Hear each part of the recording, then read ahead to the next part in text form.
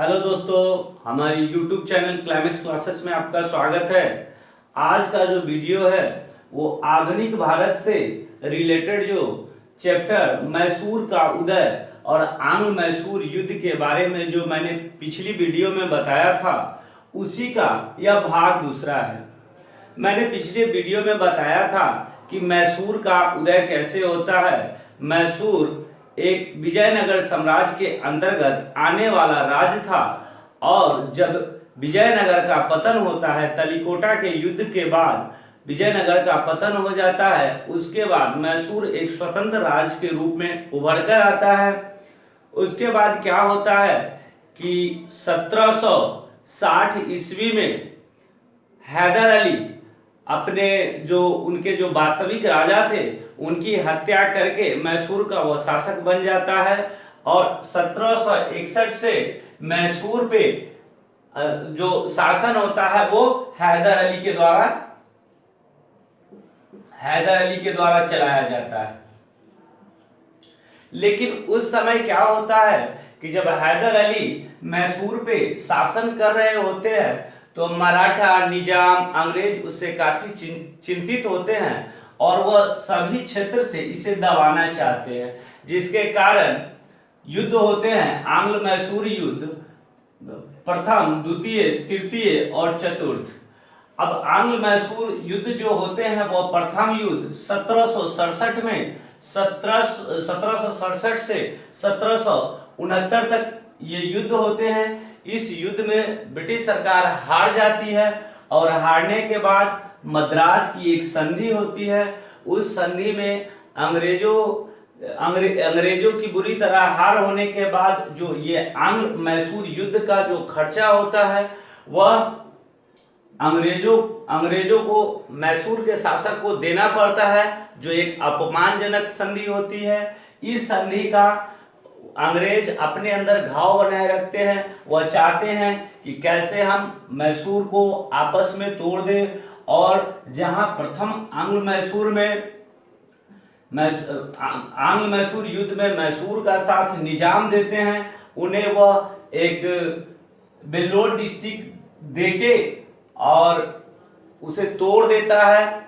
उसके बाद द्वितीय आंग्ल मैसूर युद्ध होता है 1780 में। 1780 में द्वितीय आंग्ल मैसूर होता है। इस युद्ध में क्या होता है कि हैदर अली की मृत्यु 1782 में हो जाती है। 1782 में हैदर अली की मृत्यु होने के बाद आगे का जो युद्ध का जो कार्यभार होता है उनके पुत्र टीपू सुल्तान संभालते हैं और यह युद्ध बराबरी पे खत्म होता है। इस युद्ध के समाप्त होने के बाद मैंगलोर की संधि होती है। 1784 में मैंगलोर की संधि होती है और इस संधि के समय जो गवर्नर जनरल होते हैं वो वॉरेन हेस्टिंग्स होते हैं।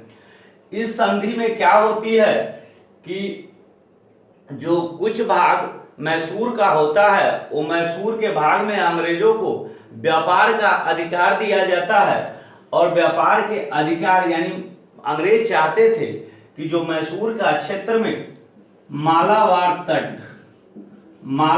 तट जो था इसे वह अपने कब्जे में लेना चाहते हैं, क्योंकि यह समुद्री इलाका होता है, यह बंदरगाह होता है, यहाँ से मसालों की खेती होती है और यहाँ से मसालों का निर्यात भी होता है।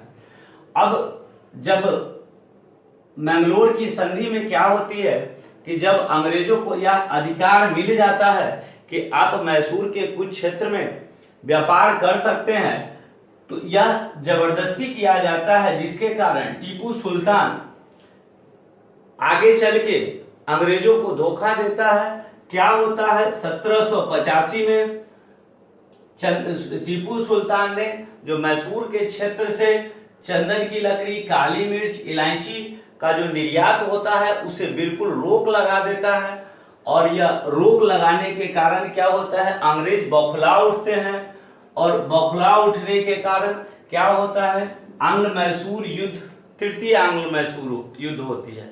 लेकिन उससे पहले जो घटना होती है उसे आप समझें। 1785 ईस्वी में टीपू सुल्तान चंदन की लकड़ी, काली मिर्च, इलायची का जो निर्यात अंग्रेज अपने देश करते थे उसे वह रोक देता है। और इसी बीच क्या होता है कि जैकोबिन क्लब जो है वह फ्रांस की मदद से श्रीरंगपट्टनम जो मैसूर की राजधानी होती है वहां पे टीपू सुल्तान इसे बनवाते हैं। अब जैकोबिन क्लब क्या था, तो एक तरह से ये फ्रांसीसी सैनिकों का अड्डा था और वहीं पे श्रीरंगपट्टनम जो मैसूर की राजधानी थी यहीं पे जैकोबिन क्लब की स्थापना टीपू सुल्तान के द्वारा किया गया था। उसके बाद क्या था कि टीपू सुल्तान जब धीरे धीरे कमजोर पड़ने लगते हैं तो उस कंडीशन में क्या करते हैं, पहले तो इनका फ्रांस मित्र होता ही, फ्रांसीसी को ये अच्छी तरह से मानते हैं, उनके साथ व्यापार करते हैं फ्रांसीसी की मदद से, या अपने सेना का आधुनिकीकरण करते हैं, अब इसे अपने सेना को ट्रेनिंग दिलवाते हैं। लेकिन आगे चल के वो क्या करते हैं, जो अंग्रेजी विरोधी जो कंट्री होते हैं उसे यह यूनाइट करना चाहते हैं, तो ये अपना दूत अफगानिस्तान में भेजते हैं, तुर्की में भेजते हैं, अरब देशों में भेजते हैं और सबको यह एकत्रित करना चाहते हैं और जिससे इनको टीपू सुल्तान को मदद मिल सके और उसके बाद यह अंग्रेज पर चढ़ाई करना चाहते हैं। लेकिन क्या होता है कि ऐसा नहीं हो पाता है। 1787 में टीपू सुल्तान अपने आप को बादशाह घोषित करते हैं, जबकि यह बादशाह का पद 1782 से ही, मतलब यह मैसूर के शासक बन जाते हैं अपने पिता हैदर अली की मृत्यु के बाद, लेकिन अपने आप को यह बादशाह 1787 में घोषित करते हैं। इसी बीच क्या होता है, 1790 में 90 से 92 तक आंग्ल मैसूर यानी तृतीय आंग्ल मैसूर की शुरुआत हो जाती है। अब इस आंग्ल मैसूर युद्ध में क्या होता है कि जो मैसूर के दोस्त करीबी लोग थे, दोस्त थे, निजाम थे, वह तो अब अंग्रेज की तरफ चले जाते हैं, मराठा अंग्रेज की तरफ चले जाते हैं और यह तीनों मिलकर मैसूर पर आक्रमण करते हैं। नतीजा ये होता है कि तीसरा मैसूर युद्ध जो आंग्ल मैसूर युद्ध होता है 1790 से 92 में, इस युद्ध में टीपू सुल्तान की हार हो जाती है और यह युद्ध में हारने के बाद एक संधि होती है, श्रीरंगपट्टनम की संधि, जो मैसूर का राजधानी होता है। अब 1792 में एक संधि होती है।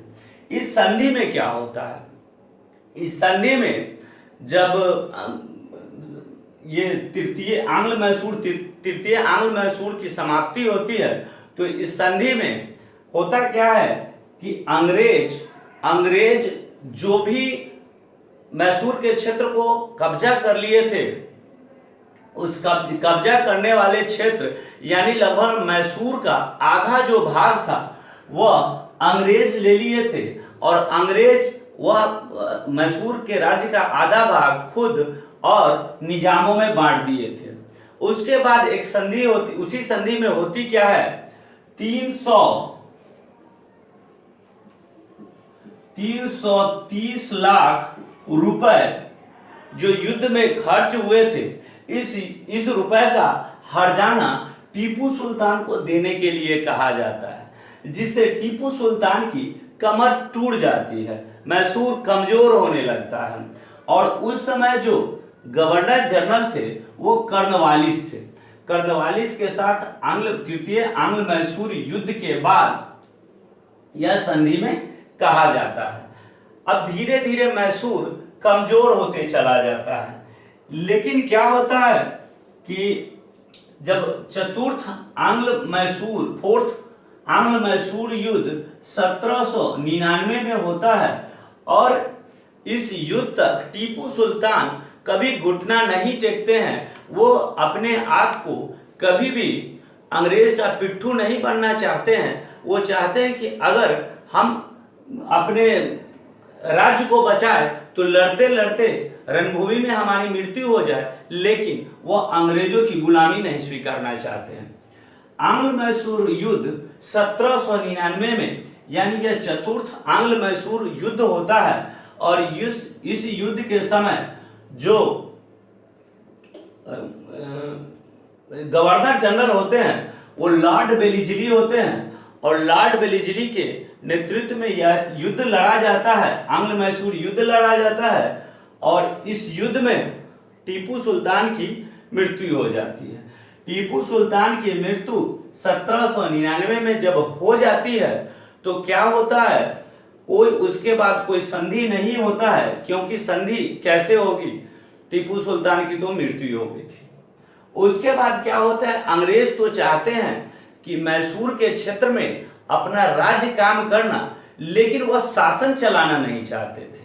वो चाहते थे क्या, जो वाडियार वंश, पुराना वाडियार वंश था, जिससे हैदर अली सत्ता हथियाए थे, उन्हीं को पुनः हम क्यों न राज्य दे दे और उसके बाद उनके साथ ऐसा संधि कर ले कि जो मैं कहूं वो आपको करना है।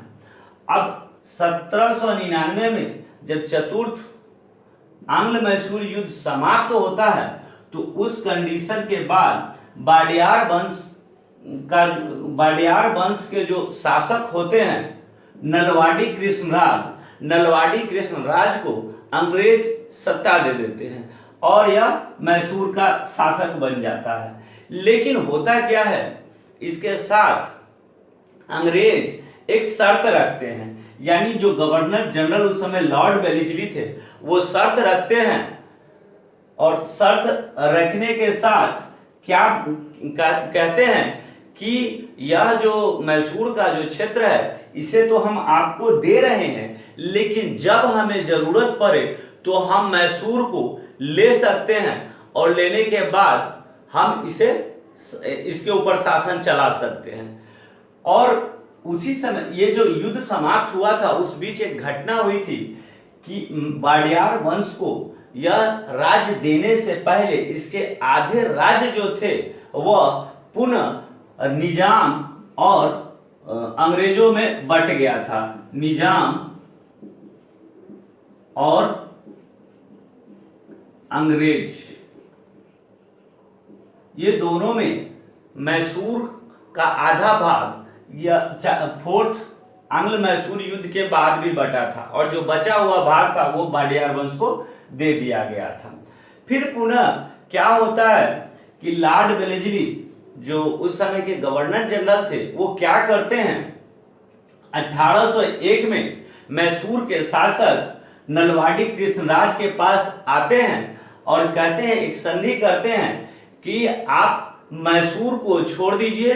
मैसूर और उन पे जबरदस्ती भी किया जाता है कि आप मैसूर को छोड़ दीजिए, और छोड़ने के बाद जो आपका पेंशन होता है वो पेंशन लेके आप साइड हो जाइए। और ऐसा ही लॉर्ड वेलिस्ली करते हैं, और 1801 में संधि के बाद यही होता है कि मैसूर का जो पिट्ठू नवाब था उस नवाब को पेंशन दे दिया जाता है, और पेंशन देने के बाद यह मैसूर का कर्नाटक का जो क्षेत्र है वह बिल्कुल अंग्रेजों के अधीन हो जाता है।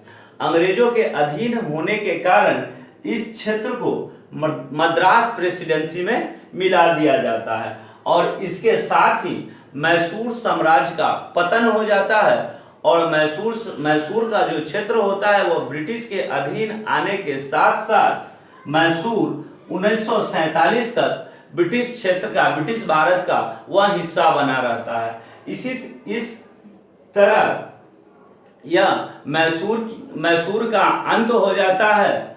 अब हमारे जो पिछले वीडियो मैसूर का उदय और आंग्ल मैसूर युद्ध, जो चारों मैसूर युद्ध हुए थे, आंग्ल मैसूर युद्ध, उसके बाद जो संधि हुई थी मद्रास की संधि, उसके बाद श्रीरंगपट्टनम की संधि से पहले मैंगलोर की संधि और श्रीरंगपट्टनम की संधि, ये तीनों संधि से रिलेटेड मैंने सारे बातों को बताया।